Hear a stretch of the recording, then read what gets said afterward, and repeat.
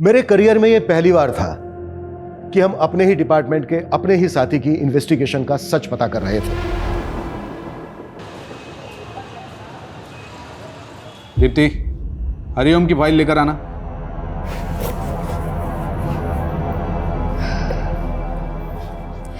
Sir, मैंने ये case पढ़ा है, क्लाइंट से बात भी की है। ये उतना बड़ा केस नहीं है, छोटा मोटा फ्रॉड का केस है। अच्छा सर, मैं आपके अंडर 2 साल से बहुत कुछ सीख रही हूँ। अगर आपको ठीक लगे तो क्या मैं ये केस देख सकती हूँ, हैंडल कर सकती हूँ? मैंने दीनानाथ की नहीं, हरिओम की फाइल मंगाई थी। जाओ सही फाइल लेकर आओ। Sorry sir. 2 साल में केस के फाइल के बारे में पता नहीं और केस चाहिए इन्हें।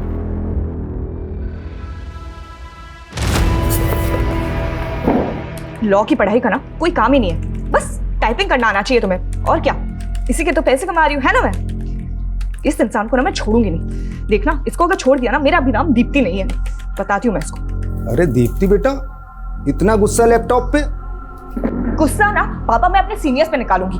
दीनानाथ की फाइलें मंगवाई थी उसने, पर एंड मौके में मुझे नीचा दिखाने के लिए झूठ बोल दिया। 2 साल से पापा, 2 साल से असिस्टेंट के नाम पे टाइपिस्ट बना के रखा है मुझे। अरे बेटा, मैं तो कहती हूँ कि ऐसी नौकरी को लात मार दो। और वैसे भी शादी के बाद कौन सा तुम्हें नौकरी करना है, घर पे ही तो रहना है। मम्मा। हाँ, जैसे ये आपके साहबजादे पूरा दिन घर में पड़े पड़े मोबाइल से दुश्मनी निकालते हैं। अरे आप घूम फिर के हमारे पीछे क्यों पड़ जाते हैं? पापा, हमारे पास ना एक बहुत बढ़िया बिजनेस प्लान है, बस एक बार फाइनेंसर मिल जाए। कुल 5 लाख रुपए की जरूरत है। अरे एक ख्याली पुलाव से बाहर निकलो और कुछ काम धंधा करो, समझ में आया? आप लेकिन इसके साथ हमेशा ऐसे क्यों करते हैं? हाँ, जब देखो इसके पीछे पड़ जाते हैं। अरे बेटा, छोड़ना क्यों? कहीं और जाओगी तो फिर से शुरुआत करनी पड़ेगी, हैं? यहीं टिकी रहो, आखिर कुछ सीख ही रही हो ना, कुछ जा तो नहीं रहा है आपका। कितना सीखूंगी पापा, अब मुझे केस चाहिए। अरे केस भी मिलेगा, एक दिन इतना केस मिलेगा कि रातों रात तुम्हारा नाम होगा। जज, वकील, क्लाइंट सब तुम्हारे आगे पीछे होंगे। तब ना पापा, मैं सत्यनारायण को अपना असिस्टेंट बना के बहुत सुनाऊंगी। बिल्कुल सुनाना, मगर ये ऐसा उदास चेहरा अच्छा नहीं लगता है। एक बार फिर से मुस्कुरा दे मेरा बेटा। मेरा बेटा। मैडम जी, ये देखिए कितना प्यारा कलर है। एक मिनट मैडम। हेलो, अरे ज्ञान भाई साहब, नमस्कार। कैसे याद किया? ये बताने के लिए फोन किया था कि संडे हमें शोरूम चलना है। शोरूम? किस लिए? अभी शादी में जो आप हमें गाड़ी देंगे उसकी बुकिंग नहीं मिल रही थी, तो मेरे एक दोस्त ने जुगाड़ लगाया है, अपना काम हो जाएगा।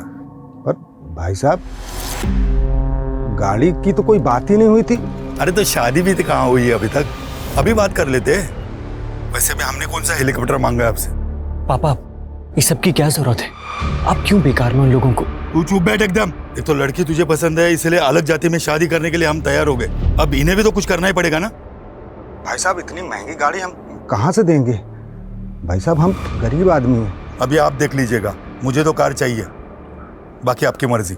मर्जी नहीं, जबरदस्ती है ये। नहीं करनी है मुझे ये शादी पापा, आप प्लीज उन लोगों को जाके बता दीजिए। देखो बेटा, जिद नहीं करते हैं, फिर शादी ब्याह में तो लेन देन चलता ही है ना। सौरभ कितना अच्छा लड़का है और तुम पसंद भी करती हो। पापा, आपसे हमारे बिजनेस के लिए 5 लाख रुपए नहीं हो रहे और दी को 20 लाख रुपए की गाड़ी दे रहे हैं। हाँ, क्योंकि ये तुम्हारी तरह बिस्तर पे पड़े पड़े ख्याली पुलाव नहीं पकाती है। पापा, फाइनल है, मुझे ये शादी नहीं करनी। आप उन्हें जाके बता दीजिए प्लीज। देखो बेटा, जिद नहीं करते हैं। अब अपने पापा को देखो, पूरे जीवन भर साड़ी की दुकान में सेल्समैनी की, क्योंकि मेरा बेटा अच्छे घर जाए, हमेशा खुश रहे। पापा, मुझे ऐसी कोई खुशी नहीं चाहिए जो आपको तकलीफ दे। पागल, तुम्हारी खुशी से मुझे क्या तकलीफ होगी? हाँ, तू तो मेरा बच्चा है, मेरा बेटा है ना?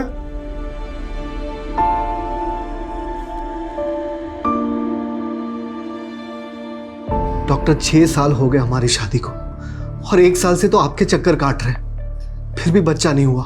आप ट्रीटमेंट करवाइए और भगवान पे भरोसा रखिए, सब अच्छा होगा।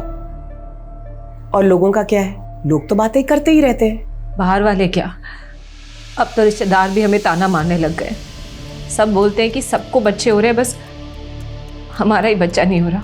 हम जब मर जाएंगे तो हमारी चिता को आग लगाने वाला भी कोई नहीं होगा।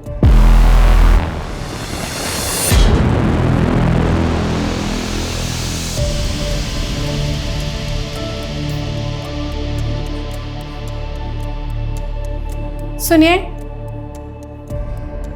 आपको डॉक्टर स्मिता ने जवाब नहीं दिया ना? देंगे भी कैसे?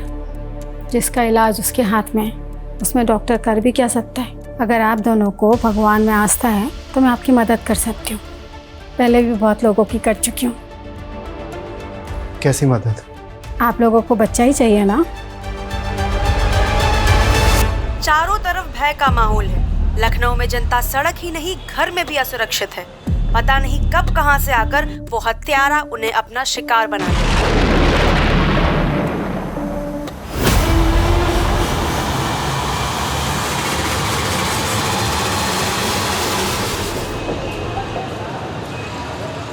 सर, मेरे पापा कल दोपहर 2 बजे घर से निकले थे और अभी तक नहीं लौटे। उनका फ़ोन भी स्विच ऑफ है। हमने हमारे रिश्तेदारों से, उनके दोस्तों से, वो जहाँ काम करते हैं वहाँ भी हर जगह पता किया, पर वो कहीं नहीं मिले। मुझे उनके लिए बहुत डर लग रहा है सर। अभी तो 24 घंटे हुए नहीं है। आप एक काम कीजिए, 24 घंटे के बाद आइए। सर, मेरा नाम एडवोकेट दीप्ति वर्मा है। अगर आपके इस 24 घंटे की टाइमलाइन के चलते मेरे पापा को कुछ हुआ ना, तो याद रखिए आपको इसका जवाब कोर्ट में देना होगा। देखिए, 24 घंटे के पहले मिसिंग कंप्लेंट लेना बनता तो नहीं है, लेकिन फिर भी मैं लिख लेता हूँ।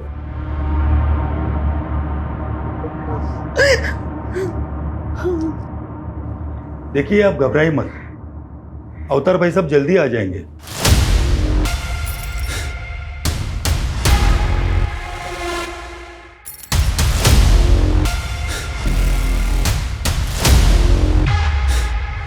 ये सब ना आपकी वजह से ही हुआ है। आपके कार की डिमांड की वजह से पापा कितना परेशान रहते थे।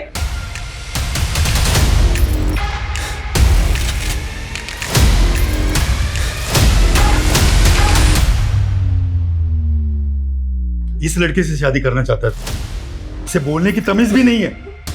चल भाई साहब, तलाशी लो, पूरे घर की तलाशी लो। तलाशी नहीं है। हाँ? और पापा को क्या हुआ है? मैडम, रुक जाइए, आप शांति रखिए, आप सबको पता चल जाएगा।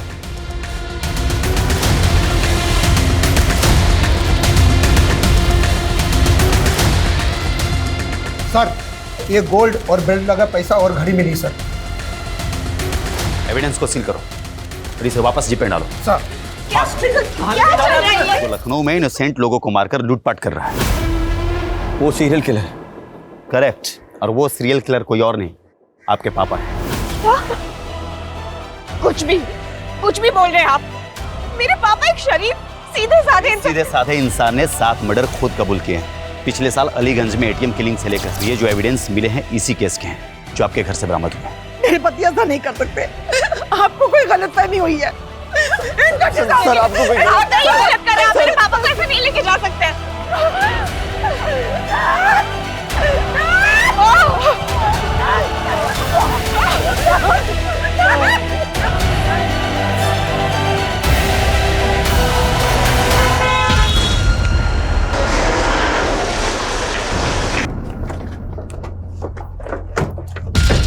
ध्यान से देखिए, ये है वो दरिंदा जिसने 7 मासूम लोगों की हत्या की है। अब कुछ कहना चाहिए इन मर्डर्स के मामले में? क्या आपको कभी किसी पर तरस नहीं आया? जवाब दीजिए, कुछ तो जवाब देकर जाइए। अवतार जी, आपको जवाब देने का जवाब दीजिए। ध्यान से देखिए, सारी की दुकान में काम करने वाला इतना साधारण सा दिखने वाला आदमी 7 मासूम लोगों का हत्यारा है। मेरे पापा जो किसी से ऊंची आवाज में बात तक नहीं करते, आपने उन्हें सीरियल किलर बना दिया। बनाया नहीं है, उन्होंने अपना जुर्म खुद कबूल किया है और खुद सबूत भी बरामद करवाया है। कबूल नहीं किया, करवाया गया है, टॉर्चर करके। सब प्लीज आप। दीप्ति, मैंने ये केस बारीकी से पढ़ा है। सारे सबूत तुम्हारे पापा के खिलाफ है और उन्होंने कन्फेशन भी दिया है। कोई चांस नहीं है। सब मेरी बात सुनिए, ये पूरा केस ही झूठा है। यहाँ पुलिस फाउल प्ले का। मैं ये केस नहीं लड़ सकता, सॉरी। सब बट मेरी। मैडम जी, मैं समझ सकता हूं बड़ा मुश्किल है ये, कि पुलिस को पिछले 1 साल से जिस सीरियल किलर की तलाश थी वो कोई और नहीं बल्कि आपके पापा हैं। नहीं है मेरे पापा किलर। मैं कोर्ट जाऊंगी और इस बात को साबित करूंगी, पर हार नहीं मानूंगी। जरूर जाइए दीप्ति जी, ये आपका हक है, पर एक बात याद रखिएगा, कोर्ट में भी ये बात साबित होगी कि 7 लोगों को मारने वाला कोई और नहीं बल्कि आपके पापा हैं।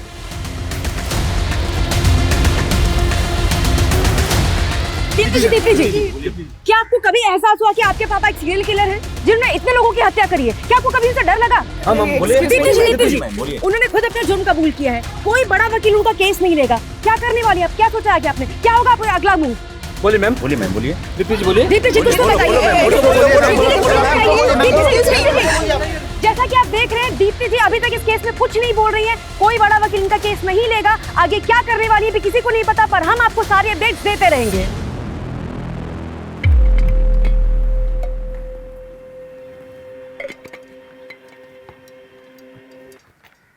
योर ऑनर, पुलिस ने मेरे पिता अवतार वर्मा को 8 अगस्त 2022 को किडनैप किया, टॉर्चर किया और जबरदस्ती उनसे वो जुर्म कबूल करवाए जो उन्होंने किए ही नहीं थे। ऑब्जेक्शन माय लॉर्ड, ये बिना किसी पुख्ता सबूत के पुलिस पर इल्जाम लगा रही है, जैसे पुलिस कोई किडनैपिंग गैंग चला रही है। मिस दीप्ति, आपने अपने पिता की मिसिंग कंप्लेंट लिखवाई थी? ये है मेरे पिता की मिसिंग कंप्लेंट की कॉपी जो हमने लिखवाई थी। बावजूद इसके पुलिस ने हमें 2 दिन तक कुछ इन्फॉर्म नहीं किया। कैसे इन्फॉर्म करता योर ऑनर? अक्यूज ने 2 दिन तक मुंह ही नहीं खोला। कौन है, कहाँ रहता है, क्या करता है?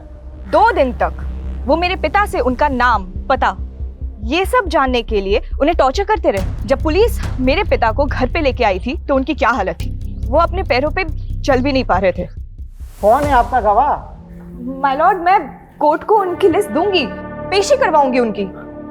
दीप्ति जी, कोर्ट में मनगढ़ंत कहानियां नहीं, सबूत चलते हैं जो अवतार वर्मा के खिलाफ पुलिस के पास है और जो कोर्ट में पेश किए गए हैं। कौन से सबूत?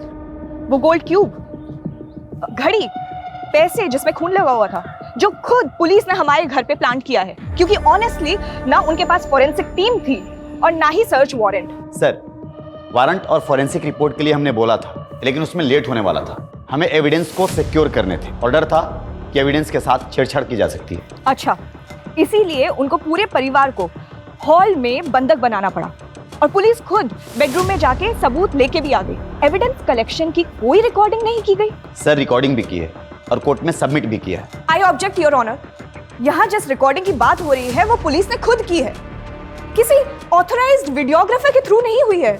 वाह दीप्ति जी वाह, कभी आप कहती है कि रिकॉर्डिंग हुई नहीं है, फिर आप कहती है कि पुलिस ने रिकॉर्डिंग कर ली है, ऑथराइज वीडियोग्राफर ने रिकॉर्डिंग नहीं की। आपका ऑब्जेक्शन किस बात पे है? वीडियो की क्वालिटी पे? क्या अच्छा नहीं दिख रहा है? दीप्ति जी, अगर हम मान भी ले कि आपके पिता इनोसेंट हैं, फिर भी पुलिस के पास क्या कारण है कि वो उन्हें झूठे केस में फंसाएगी? अपने रेपुटेशन को बचाने के लिए।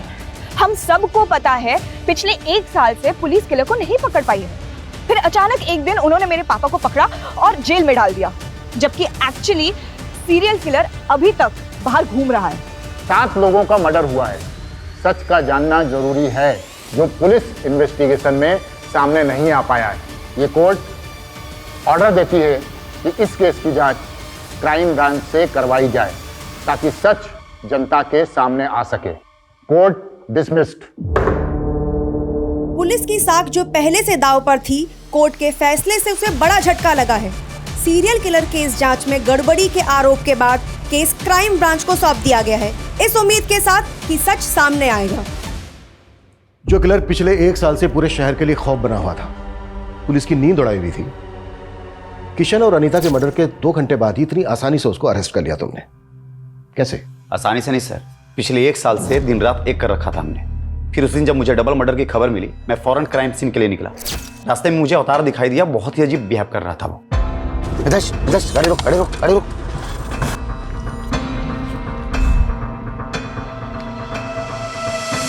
उसके कपड़ों पर खून लगा हुआ था। हम उसे पूछताछ के लिए पुलिस स्टेशन ले गए, जहां उसने कबूल किया कि मर्डर्स उसने ही किए और उसने मुझे यह भी बताया कि मर्डर वेपन कहां छुपाया हुआ है। उसके बाद उसने इसके पहले 5 मर्डर भी एक के बाद एक कबूल किए। पहला देशराज, दूसरा फौजिया और उसकी बहू शिबा, चौथा किरण और पांचवा ओम का। फिर उसके बाद हमने उसके घर की तलाशी ली जहां और भी सबूत मिले।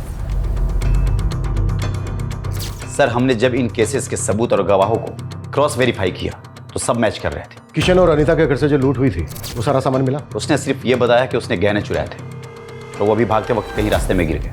पर उनके घर से तो अच्छी खासी लूट हुई थी और उसने सिर्फ गहने कबूल किए और तुमने बड़ी आसानी से उस पर यकीन कर लिया। उसने बाकी की चोरी कबूल नहीं की, लेकिन 7 मर्डर्स कबूल कर लिए। सर, उसने जो मुझे बताया मैं आपको वही बता रहा हूं। मतलब ना तुम्हारे पास कोई पुख्ता सबूत है, ना गवाह, ना मर्डर्स का और ना ही अफ्तार की गिरफ्तारी का। सर, आप मुझ पे शक कर रहे हैं? शक नहीं कर रहा हूं, फैक्ट बता रहा हूं। फैक्ट। जैसे 2 दिन तक अफ्तार तुम्हारी कस्टडी में था, लेकिन तुमने उसकी फैमिली तक को नहीं बताया। सर, हमने कोर्ट को बताया था कि उसने अपनी पहचान को छुपाने के लिए 2 दिन तक मुंह नहीं खोला। तो फिर तुमने टॉर्चर करके उसका मुंह खुलवाया। आप भी पुलिस डिपार्टमेंट से हैं, जानते होंगे 7 मर्डर करने वाला क्रिमिनल प्यार से तो मुंह खोलेगा नहीं। तो कुल मिलाकर तुम ये एक्सेप्ट कर रहे हो कि उसने कबूल किया नहीं, तुमने उससे कबूल करवाया। सर, इस केस के फाइल आपके पास है, आप देख सकते हैं। अरविंद, आखिरी बार पूछ रहा हूं, इन्वेस्टिगेशन में कोई गड़बड़ी हुई है, कोई फॉल्ट प्ले? नो सर, अवतार ही वो सीरियल किलर है जिसे हम पिछले 1 साल से तलाश कर रहे थे, जो बहुत मुश्किल से पकड़ा गया है। सर, मैं तो अपनी बेटी दीप्ति की शादी के लिए पैसों का इंतजाम ना हो पाने की वजह से परेशान था। अरे भाई साहब, ये पुराना सोना है, मेरी मजबूरी है इसलिए हम इसको बेच रहे हैं। अगर थोड़ा बहुत और ज़्यादा हो जाए तो देख लीजिए आप। नहीं, इससे ज़्यादा नहीं हो सकता। सर, मैं भाग नहीं रहा था, मैं तो परेशान होकर रोड के किनारे बैठा था, तभी इंस्पेक्टर साहब की गाड़ी वहाँ पे रुकी। हेलो, यहाँ क्या कर रहा है?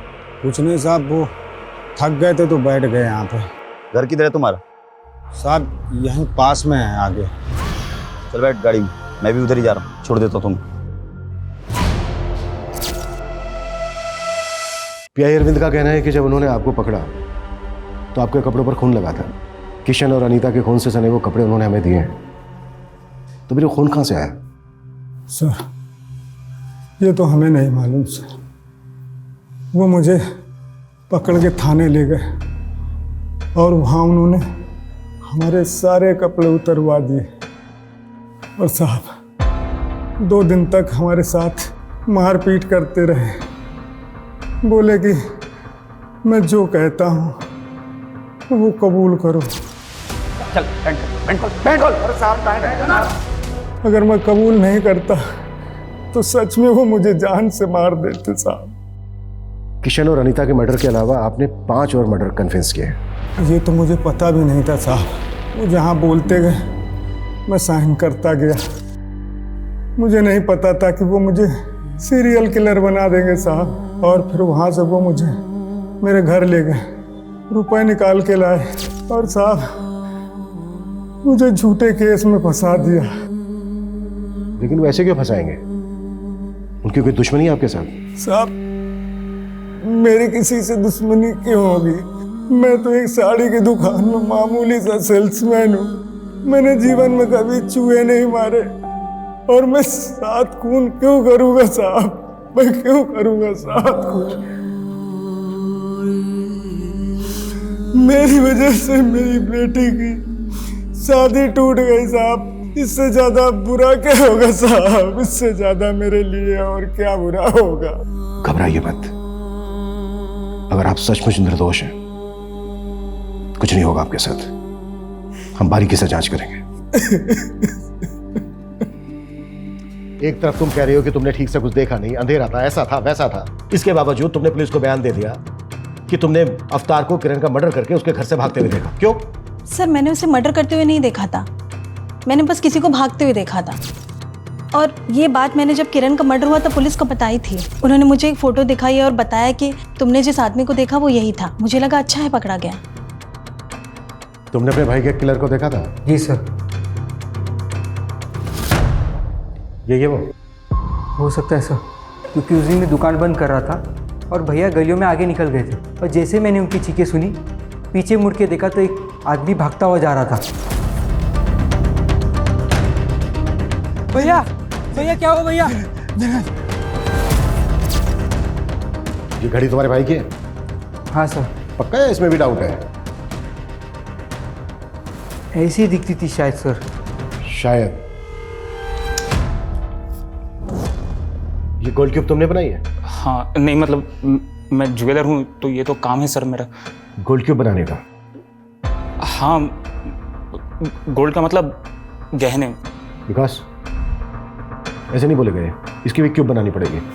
अरे नहीं सर, मैं बताता हूँ, ये मैंने ही बनाई थी सर। किसके कहने पर? वो याद नहीं है सर। अच्छे से याद करके बता। इसके कहने पर? नहीं। इसके कहने पर नहीं तो किसके कहने पर बनाई? और फिर झूठा बयान कर दिया पुलिस को कि इसके कहने पर बनाई है? अरे सर, ये क्यूब पुलिस ने ही बनवाई थी सर, और झूठा बयान भी पुलिस ने ही दिलवाया था। चल। क्या हो गया सर? चल बता। अरे सर, मैंने कुछ नहीं किया सर। अरे समझो सर बात को सर। मेरे करियर में यह पहली बार था कि हम अपने ही डिपार्टमेंट के अपने ही साथी की इन्वेस्टिगेशन का सच पता कर रहे थे, लेकिन लगातार पड़ला अवतार की तरफ झुकता जा रहा था। बावजूद इसके जांच में अभी तक सब कुछ 50-50 था।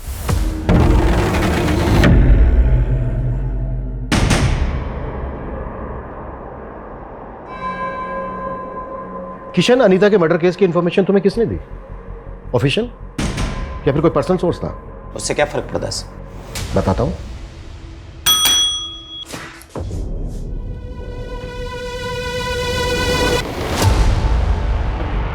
पहचानते हो इसे? Mithilesh Kumar, police driver. इसने पुलिस को इन्फॉर्म करने के बजाय अपने पर्सनल नंबर से तुम्हारे पर्सनल नंबर पर कॉल करके मर्डर की इंफॉर्मेशन दी। मिथिलेश कुमार उर्फ तुम्हारा ड्राइवर, मिथिलेश कुमार उर्फ विक्टिम अनीता का मुंह बोला भाई।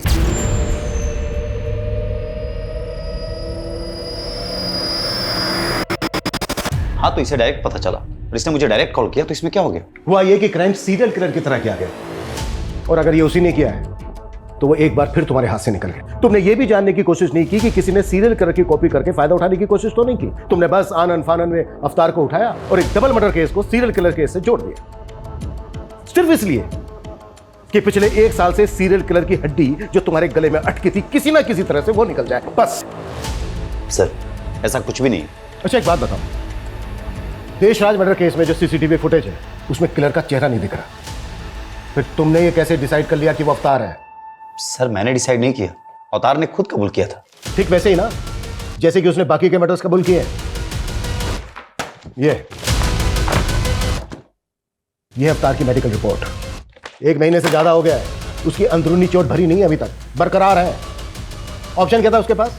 अगर वो कबूल नहीं करता तो शायद तुम उसको कस्टडी में ही मार देते। सर, अवतार ने अनीता और किशन का मर्डर किया है और मर्डर वेपन उसने खुद बरामद करवाया। वही रोड ना जिसमें ब्लड के निशान तक नहीं है, फिंगरप्रिंट्स की तो बात ही कुछ और है। सर, उसने जानबूझ करके रॉड को पानी की टंकी में छुपाया था ताकि ब्लड और फिंगरप्रिंट्स दोनों धुल जाए। वाह, किलर तो बहुत स्मार्ट है और सेम टाइम पर बेवकूफ भी, क्योंकि उसने चोरी के गहने बेचने के बजाय उनकी गोल्ड क्यूब बनवाकर अपने घर में रख लिया। किरण मर्डर केस की विटनेस माला, उसने तुम्हें नहीं बताया बल्कि तुमने उसे बताया कि उसने जिस भागते हुए आदमी को देखा था वो अवतार है। ठीक वैसे ही जैसे ओम के भाई दिनेश को तुमने बताया कि उसने भी जिस भागते हुए आदमी को देखा था वो अवतार है। इन दोनों ने तो अवतार को पहचाना भी नहीं। मर्डर के वक्त जो उन्होंने स्टेटमेंट दी थी उसमें भागते हुए आदमी को अवतार के साथ रिप्लेस करके उसे बयान की शक्ल देकर उनके स्टेटमेंट पर साइन ले लिए। दिनेश ने अपने भाई की घड़ी तक को नहीं पहचाना है। सर, पता नहीं अब ये दिनों झूठ क्यों बोल रहे हैं। झूठ वो लोग नहीं बोल रहे हैं जो तुम बोल रहे हो। जिस ज्वेलर से तुमने गोल्ड क्यूब बनवाई है ना, उसने बयान दिया है कि अवतार ने गोल्ड क्यूब नहीं बनवाई है बल्कि पुलिस ने बनवाई है, और पुलिस ने उससे झूठा बयान लिखवाया है।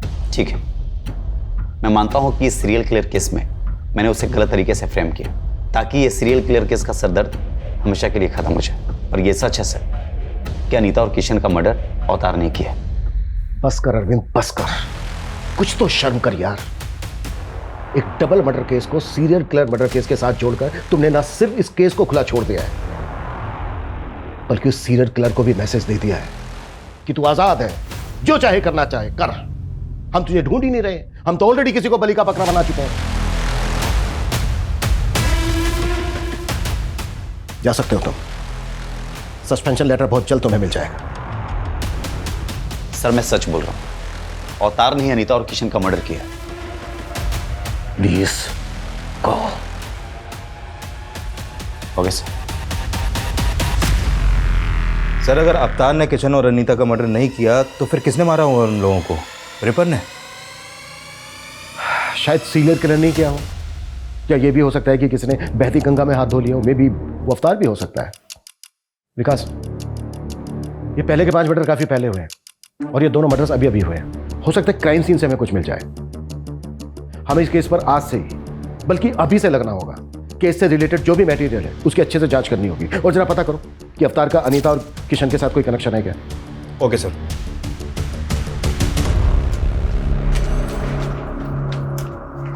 गर्मा गर्म पकौड़े। ओह वाह। नो, हाथ गंदे है ना, पहले हाथ धो लो।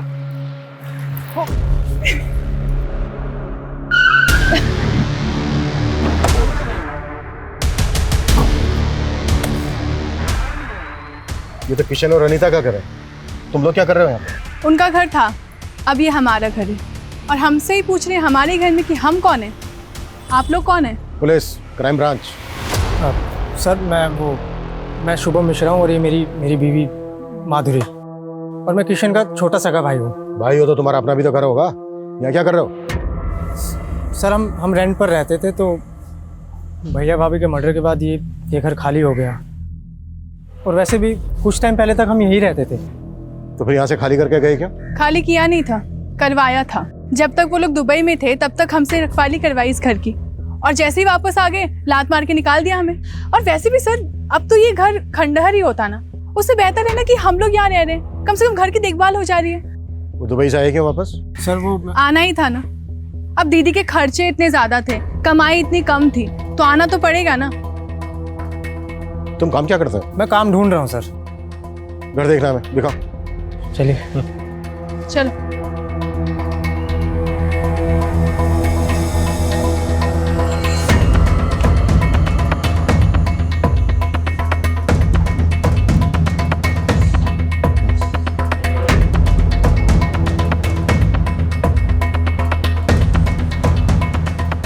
सर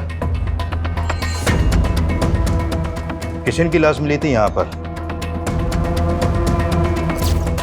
सब पूरा घर बिखरा पड़ा था। लगता है ये मर्डर्स लूट के इरादे से किया गया।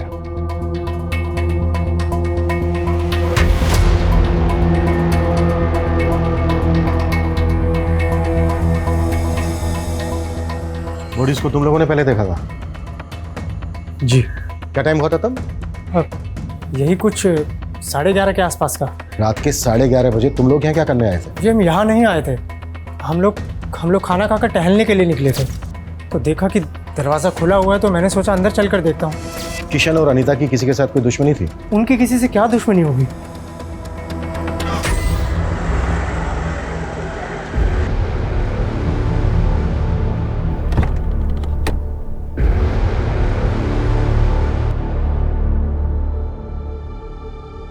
सर, अवतार जी कैसा महसूस कर रहे हैं आप घर वापस आकर?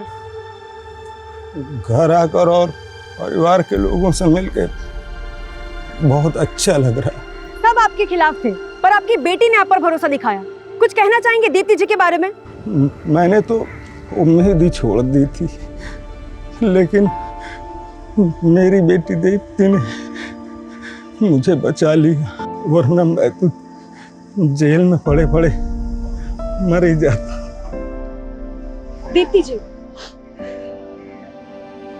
पापा हमेशा से कहते थे कि मुझे एक बहुत बड़ा केस मिलेगा, पर मुझे नहीं पता था कि मैं पापा के लिए केस लड़ूंगी।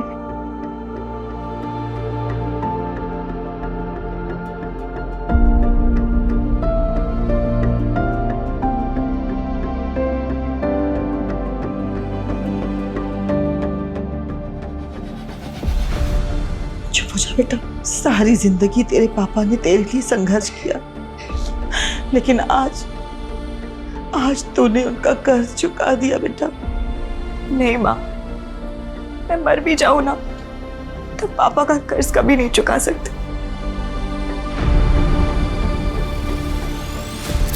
Welcome back. और कैसा है मेरा बेटा? बिल्कुल ठीक।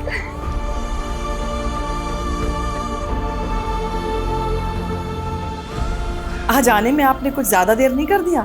हाँ, कुछ आज एक्स्ट्रा काम था इसलिए थोड़ा लेट हो गया। वैसे पापा, सैटरडे संडे को आपको ऐसा क्या काम होता है? बेटा वही काम बेटा जिससे कुछ एक्स्ट्रा पैसे आ सके, ताकि हम आपको एक बड़ा वकील बना सकें। सर, ये किशन का भाई शुभम और उसकी पत्नी कुछ टेढ़ी खीर नहीं लग रहा है? टेढ़ी खीर तो है। इन दोनों पति पत्नी के बारे में पता करो। Okay sir. एक बात मुझे बहुत परेशान कर रही है। क्या सर? अगर अवतार सीरियल किलर नहीं है तो इसका मतलब यह है कि सीरियल किलर अभी भी आजाद घूम रहा है और वो किसी और को भी अपना अगला शिकार बना सकता है।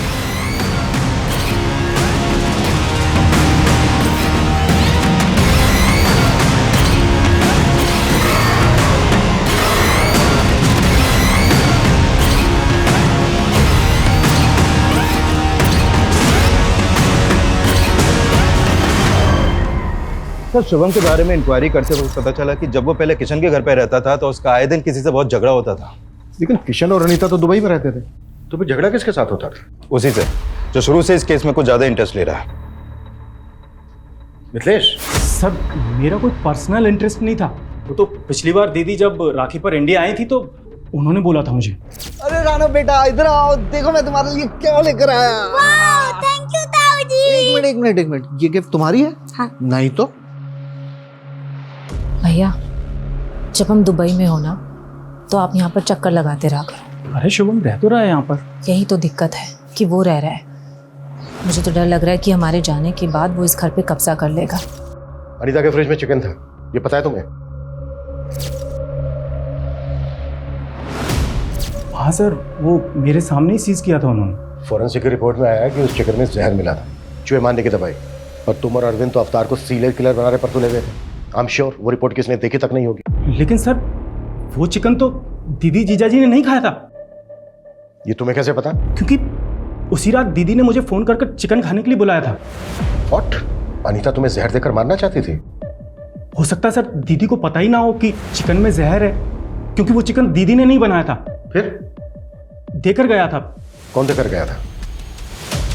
सर आप किसकी बात सुन रहे हैं?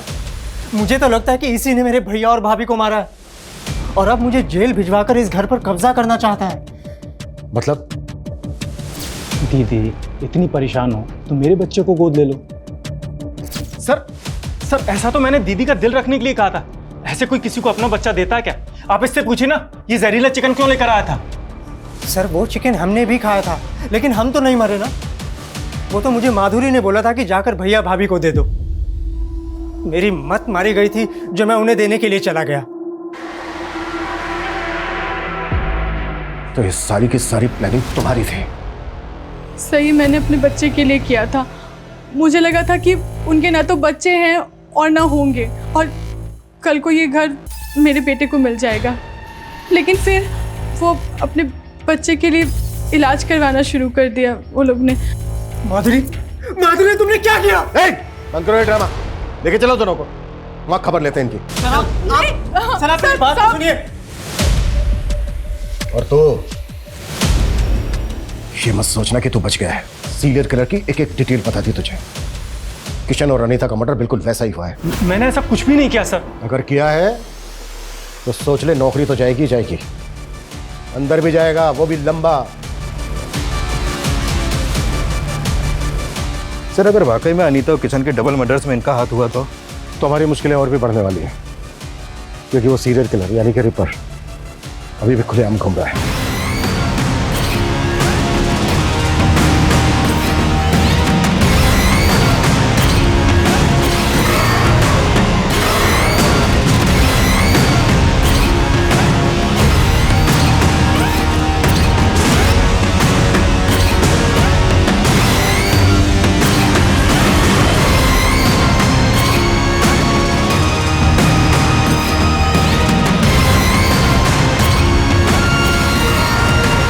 तो शुभम और माधुरी के पास मर्डर का मोटिव है और उस रात की इनकी एक्टिविटी से भी लग रहा है कि ये लोग मर्डर कर सकते हैं, लेकिन अभी तक इस बात पे अड़े हुए हैं कि इनका इस मर्डर में कोई हाथ नहीं है। शुभम और माधुरी तो सस्पेक्ट हैं ही, लेकिन हमें मिथिलेश को भी ध्यान में रखना होगा। एक बात मेरी समझ में नहीं आ रही है कि उन्होंने एक रैंडम आदमी अवतार को ही क्यों अरेस्ट किया? सर, अवतार के बारे में कुछ और भी बातें पता चली हैं। ये बात सही है कि एक सिंपल सा आदमी है, साड़ी की दुकान में एक सेल्समैन है, लेकिन सर इसके अलावा ये 7-8 साल पहले थिएटर भी करता था। एक्टिंग का शौक था सर। सैटरडे संडे इसके शो भी होते थे, लेकिन सर ये एक्टिंग में कुछ खास अच्छा नहीं था, इसलिए एक्स्ट्रा अर्निंग के लिए मेकअप आर्टिस्ट बन गया। इसके थिएटर के दोस्तों का कहना है कि मेकअप बहुत अच्छा करता था, कोई भी गेटअप ले सकता था, अलग अलग भेष बदलने में माहिर था ये।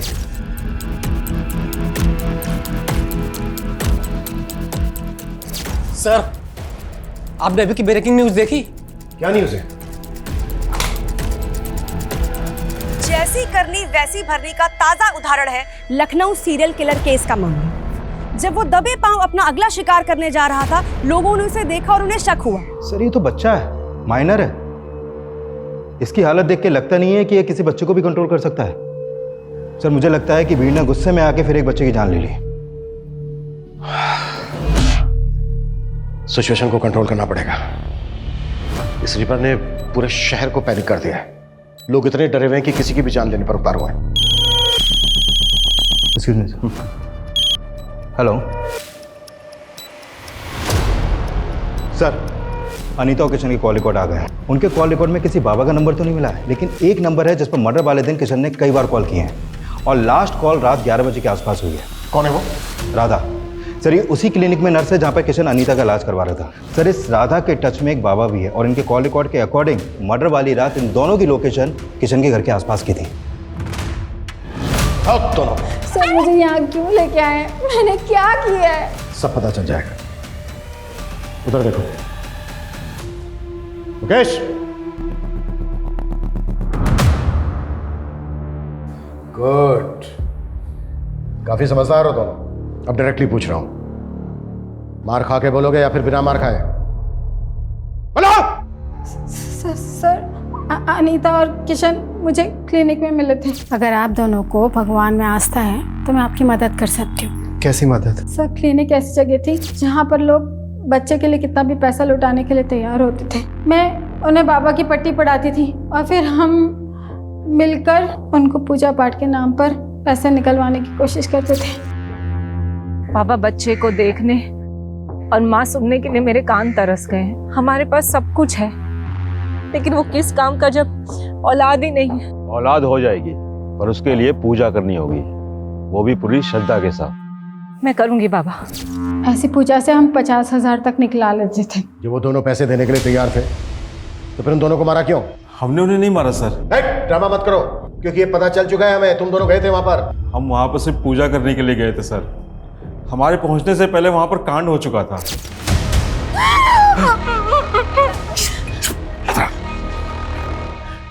पागल हो यो, जो होना था वो तो हो चुका है, हम खाली हाथ क्यों जाएं?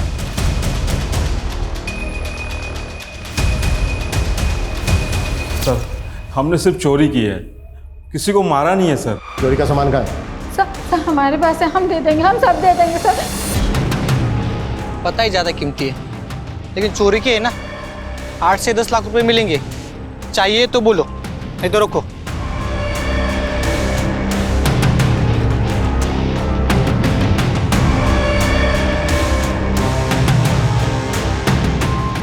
सर खबरी ने टिप दिया, अनीता की सोने की चूड़ियां चोर बाजार में बेची गई हैं। बेचने और खरीदने वाले की कोई इन्फॉर्मेशन? खरीदने वाले की है, बेचने वाले की वो बताए। सर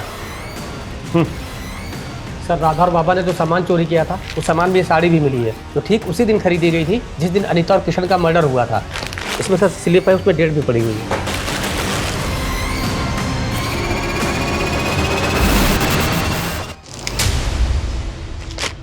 हाँ सर, ये साड़ी हमारी दुकान से खरीदी गई है, लेकिन इसका फॉल लगाने के बाद घर भेजनी थी, इसलिए उस दिन दुकान बंद होने के बाद हमने भेजी थी। दुकान कब बंद होती है आपकी? दुकान 9 बजे बंद हो जाती है साहब, लेकिन सब समेटते समेटते 10 बज जाते हैं। इस साड़ी को देने कौन गया था?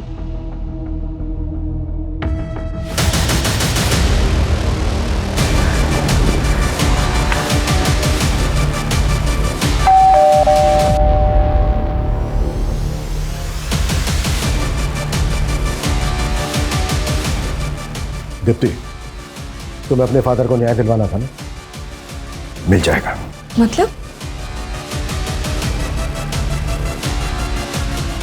मतलब ये खुद बताएंगे।